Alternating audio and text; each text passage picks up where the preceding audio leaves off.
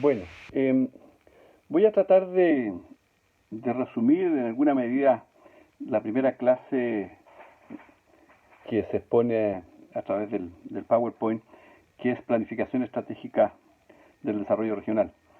Eh, la primera pregunta que uno se hace y que ya planteamos en ese Power es si tiene sentido planificar hoy en día. Eh, ¿Y qué es planificar ante un mundo cambiante, un mundo acelerado, un mundo que se ve sometido a crisis tan repentinas y prolongadas? Y la verdad es que frente a las situaciones que estamos viviendo, probablemente la planificación cobra más sentido que nunca. Eh, lo planteábamos en términos de que hay una serie de problemas que se presentan hoy en día que tienen que ver con cuestiones estratégicas que probablemente el mercado no está en capacidad de resolver. Por ejemplo, mirado en la coyuntura más específica de hoy día, esta coyuntura sanitaria que nos tiene a todos congelados en nuestras casas, obviamente el único que tiene capacidad de enfrentarla es el sector público. Y probablemente en el futuro por venir, el único que tiene capacidad de liderar un proceso de cambio que permita que la sociedad se acomode mejor a los nuevos tiempos por venir, frente a probablemente nuevos estilos de desarrollo, a nuevas formas de globalización, de mundialización, a buscar formas de mayor independencia económica a las cuales nos ha dejado expuesto esta pandemia, tengan que necesariamente ser lideradas por el sector público. Esto no quiere decir que el sector privado no tenga un rol fundamental en la economía. Yo quisiera ser muy enfático en eso. El sector privado va a seguir desempeñando un rol muy importante. De hecho, en nuestro país, y lo planteamos en términos de las inversiones en la segunda clase que me toca dar, participa de respecto a la inversión nacional con cerca del 80% de las inversiones totales. El sector público tiene apenas el 20-25%. Es un porcentaje importante, pero es más relevante en el sector privado. Entonces, dicho eso, liderar no significa que tenga que necesariamente gestionar todo el proceso o hacerse cargo de todo el proceso, pero sí tiene que tener una mirada de largo plazo, una mirada que permita revisar cuál es la sociedad que queremos de aquí a 20, 30 años más, cómo queremos que se organice esa sociedad, cómo va a enfrentar en definitiva los desafíos que se vienen por delante, cómo va a enfrentar los temas asociados a la naturaleza, al cambio climático, a todas estas cuestiones que hoy día imponen límites estrictos a las posibilidades de desarrollo de los países. Eso es en el límite superior. Y en la parte más concreta, vinculada a los temas sociales, cómo vamos a enfrentar y cómo vamos a seguir lidiando desde el punto de vista de la recuperación de las personas con los temas más estrictamente sociales como la superación de la pobreza, la superación de los niveles educacionales, cómo mejorar el sistema educacional que efectivamente signifique igualdad de oportunidades para todos los alumnos que entran al sistema educacional, educación que sea de igual calidad independientemente del lugar donde nazca la gente. Entonces, creo que visto así, la planificación va a cobrar cada vez más sentido y en particular la planificación con miradas de largo plazo. Con miradas de corto plazo en el sentido de planificar en base a problemas. Efectivamente, el sector público tiene responsabilidades específicas a las cuales tiene que atender. El sector público normalmente se preocupa de temas específicos sociales, donde el sector privado normalmente no le resulta atractivo invertir. El sector público tiene que hacer inversiones importantes en educación, en salud, en vialidad, en aguas, en servicios sanitarios. Y en todos ese tipo de inversiones, que son inversiones normalmente de carácter social, es importante utilizar procesos también planificados de tal forma que esas inversiones sean implementadas de la mejor forma posible. Entonces, uno puede hablar de planificación en base a problemas, detectar problemas que requieren soluciones. Esas soluciones se transforman en objetivos de planificación que tienen que ser implementados a través de proyectos específicos que le van a dar curso a la resolución de esos problemas. Y eso es un proceso de planificación estratégica, es un proceso de planificación que implica planificar a partir de la resolución de problemas. Pero también hay que planificar en base a sueños. ¿Cómo soñamos nuestra sociedad a 20 años? ¿Cómo soñamos nuestra región a 20 años? ¿Qué esperamos para nuestra región de aquí a 20 años, para la región de Atacama, para la región de Arica y Parinacota? ¿Cómo la visualizo de aquí a 20 años? Y este tiene que ser un ejercicio concertado, un ejercicio donde participan múltiples agentes, donde tiene que haber la capacidad de articular estas propuestas y nuevamente el sector público es el que tiene que tener un rol relevante en ese proceso de diseño. Y en el largo plazo en particular, es donde el sector privado tiene menos competencia. Ya lo decía Osvaldo Zunkel, eminente economista chileno hace muchos años, cuando planteaba una frase que ya quedó para el bronce y decía, el mercado es miope en el largo plazo, es corto de vista, no tiene capacidad de asignar recursos en el largo plazo. En el corto plazo puede que sea un muy buen asignador, pero visualizar lo que va a pasar de aquí a 20, 30 años más, el mercado no tiene esa capacidad. Por lo tanto, en realidad uno podría plantear que hay que planificar pensando en los problemas de hoy y en los sueños de mañana. Esa es una forma que uno podría enfrentar los temas de planificación desde el punto de vista del sector público. Problemas de hoy, como ya lo decía, pobreza, desempleo, baja escolaridad, y los sueños de mañana. Cómo construir, cómo alcanzar, cómo proponerse como imagen objetivo, por ejemplo, un país más verde, el cambio en la matriz energética, cómo apuntar a que la matriz energética sea cada vez más descarbonizada, utilice cada vez más energías renovables, nuevas formas de industrialización. Fíjense que hablar de industrialización hoy día parece un pecado capital desde el punto de vista de algunas corrientes más neoliberales. Chile se industrializó principalmente a partir del año 38 con la creación de la Corfo por el presidente Pedro Aguirre Cerda, pero también es en un momento en el cual la economía mundial se cierra por la Segunda Guerra Mundial y el país comienza por ese mismo fenómeno a no tener la capacidad de importar los productos que tradicionalmente importaba, porque toda la economía de los países desarrollados se transforma en una economía de guerra, en una economía que en vez de producir automóviles producen tanques.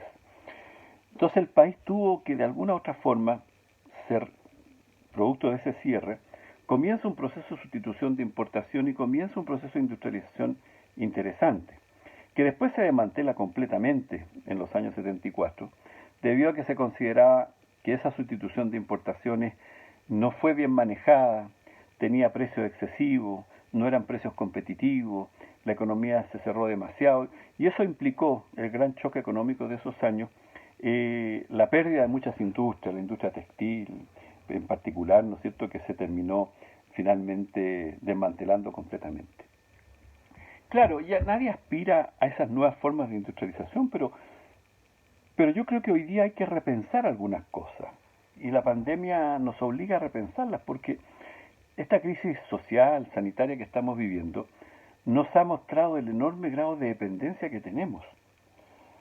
En los inicios de este fenómeno ni siquiera teníamos la capacidad de fabricar mascarillas, o sea, importamos absolutamente todo. Entonces, ¿para qué decir las vacunas? En Chile se dejaron de producir hace 30 años atrás, Chile producía vacunas y ahora ya no produce vacunas. Entonces empieza a generarse un cierto tinte de desesperación que no tenemos capacidad de producir nada.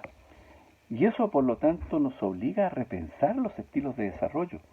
Nadie está diciendo que vamos a volver a las viejas formas de industrialización, pero sí uno podría pensar en procesos de sustitución de importaciones con incorporación tecnológica avanzada. Estoy pensando, por ejemplo, en la electromovilidad. Si el país tiene competencias, tiene ventajas comparativas fundamentales en ciertas materias primas como el cobre, como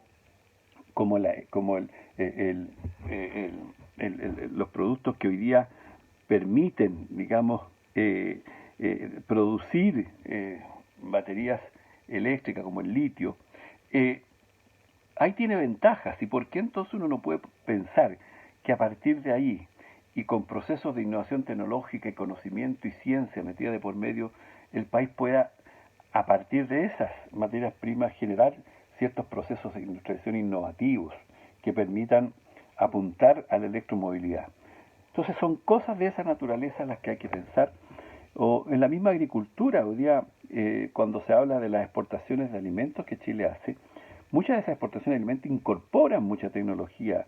Los tomates, la fruticultura que se exporta hoy día es una agricultura que está generando, que está incorporando mucha innovación tecnológica. Por lo tanto, creo que llegó el momento de pensar nuevos estilos de desarrollo que nos permitan tener algunos grados mayores de independencia, y eso significa soñar en el largo plazo.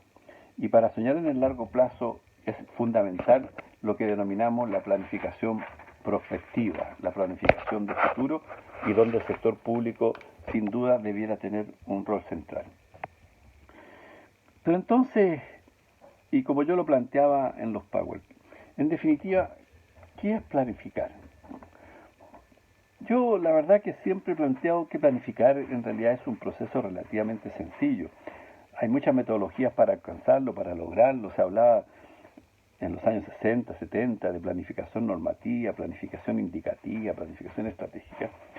Pero en realidad planificar consiste principalmente en, a partir del diagnóstico, la revisión de una realidad que uno existe, proponerse ciertos objetivos de cambio que se implementan a través de ciertas acciones específicas. Y eso uno podría decir es planificar, un diagnóstico que se propone a partir del análisis de la realidad concreta, ciertos objetivos de cambio que se implementan a través de proyectos específicos.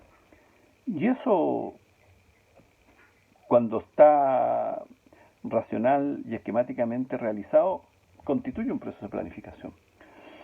Pero para ponerlo en términos más estrictos, yo podría decir de que en realidad planificar, en mi opinión, es adelantarse al futuro. Es imaginarse un futuro mejor posible. Es mirar con perspectiva, es mirar con binoculares hacia adelante. Y en ese sentido significa aspirar a objetivos y metas preconcebidos a partir de la superación de los problemas que impone la realidad actual.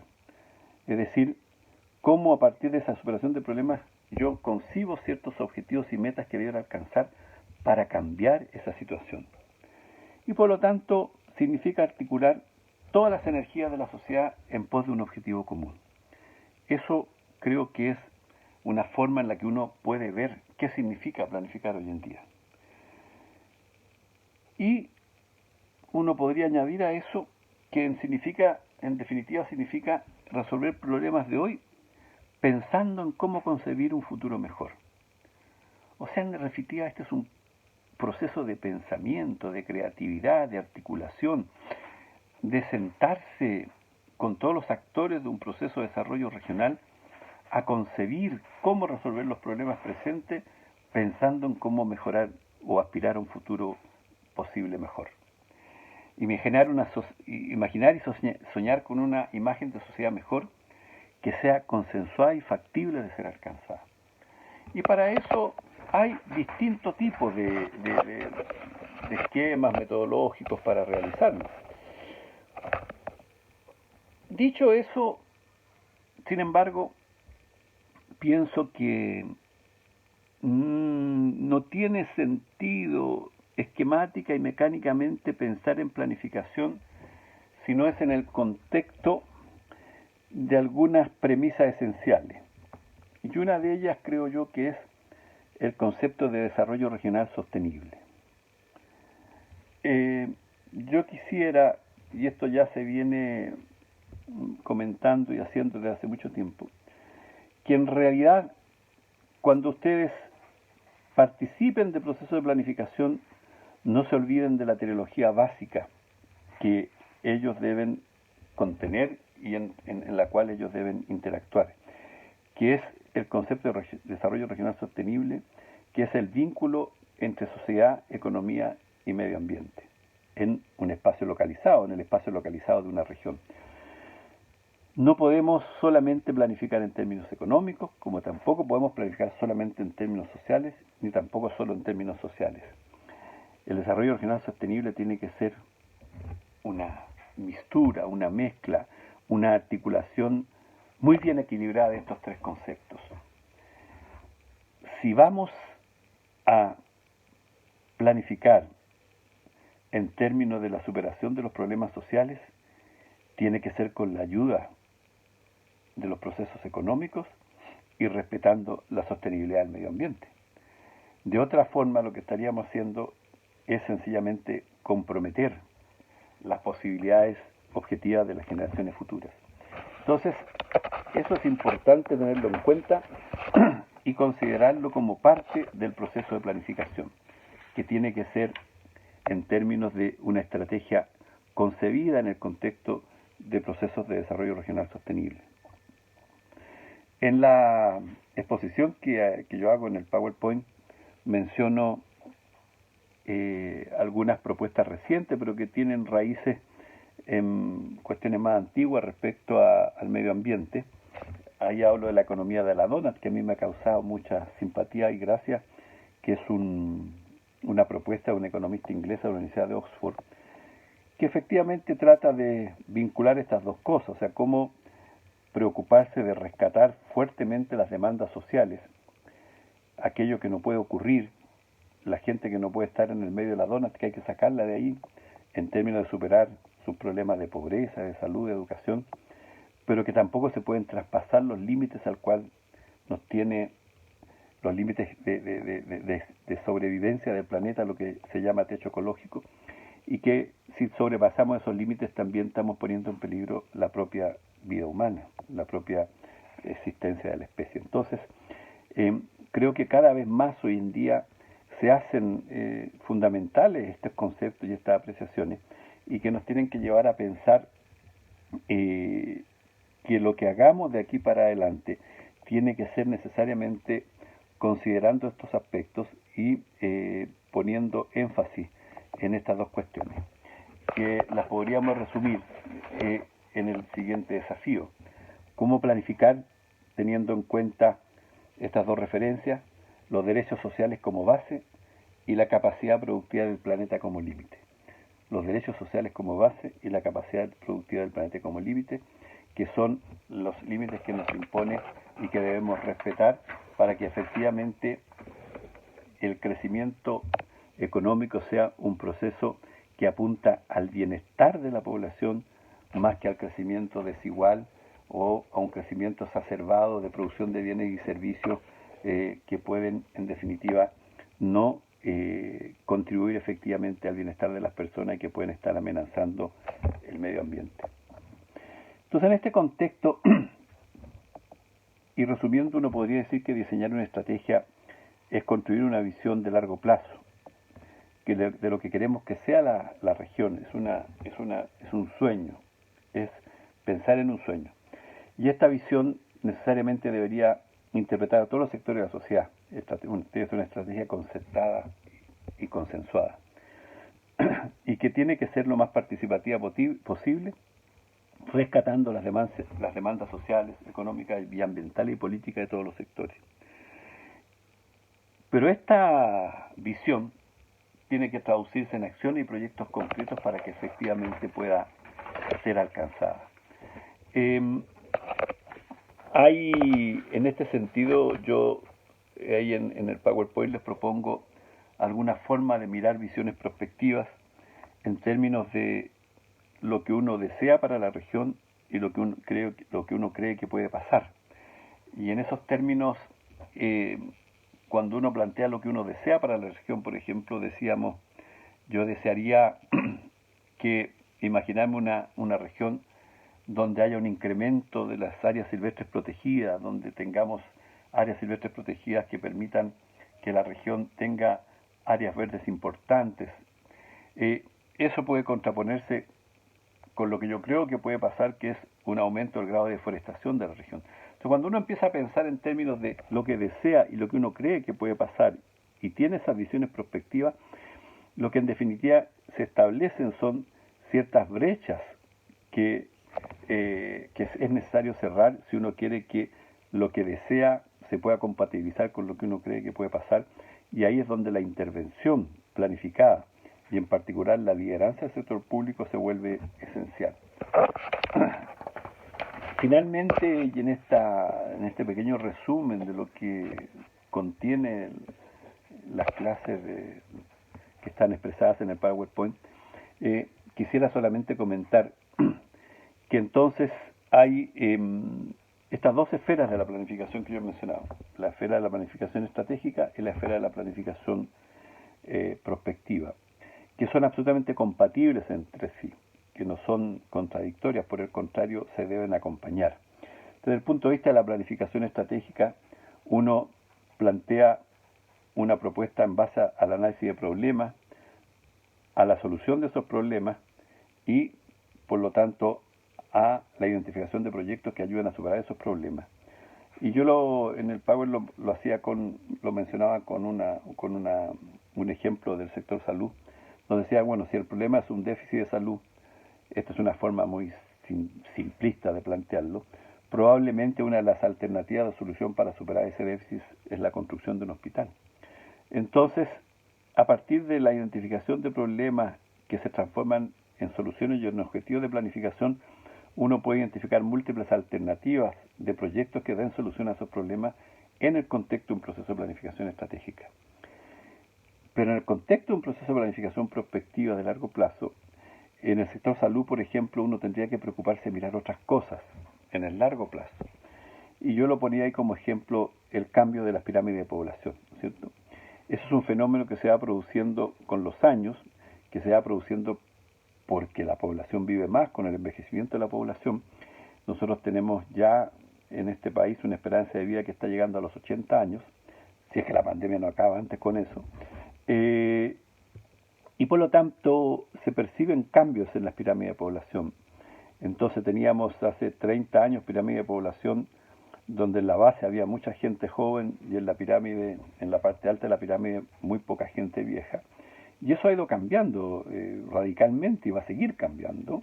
Entonces la pirámide en la base se va a estrechar y se va a ampliar en la cúspide. Y por lo tanto lo que vamos a tener va a ser porcentaje de población cada vez más vieja, que lo que va a aumentar además las tasas de dependencia, o sea, los sistemas de pensiones, todo esto que está en discusión hoy día, también van a tener que dar cuenta de eso, y todo eso hay que visualizarlo en el largo plazo y prepararse para eso. Y eso implica que también hay que tener cambios fundamentales en los sistemas de salud.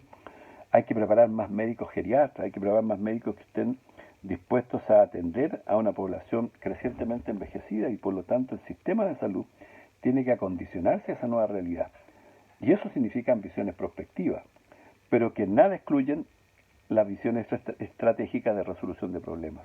Entonces uno puede compatibilizar ambos tipos de miradas de planificación estratégica con planificación prospectiva, que son eminentemente necesarias en el sector público. Y por lo tanto yo los invito a que revisen todo esto que aquí se ha planteado, que se ha expresado, y que puedan ustedes entonces tener una visión de cómo es importante la planificación, porque es importante la racionalización de los recursos públicos, y que mientras sean mejor pensados vamos a conseguir más cosas con menos recursos, y por lo tanto vamos a ayudar a que el sector público tenga una participación cada vez más eficiente en términos de la resolución de los problemas de nuestra sociedad, y en este caso en particular de las sociedades regionales. Muchas gracias.